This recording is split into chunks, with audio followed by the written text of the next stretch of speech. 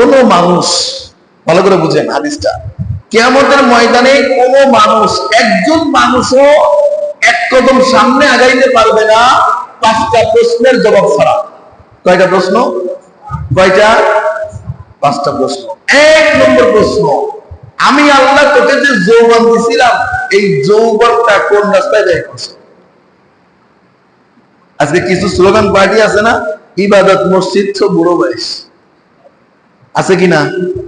আরে মসজিদে নামাজ পড়তে যাবো তো যখন শ্বশুর কি বাসায় বৌমা, ছেলে বৌমা যখন বাসায় জায়গা না দিবে, খপ করে কাশির শব্দ শুরু হয়ে যাবে, এইদিকে পায়খানায় ঠিক মতো যাইতে পারবো না, বক মারিয়ে বলবে তুমি বাসায় বসে কি করো অচল মানুষ, যাও মসজিদে যাও, মসজিদে সময় কাটাও, ঠিক কিনা? এমন একটা স্লোগান পাবি আছে। এখন যুবক যৌবন আছে, এখন নতুন রক্ত, টাটা রক্ত, এই যৌবনটা যদি কাজে না লাগাইতে পারি তাহলে আর কবে কাজে লাগাইবো? আল্লাহ বলে তোর সর্বপ্রথম আমি এই প্রশ্ন করবো।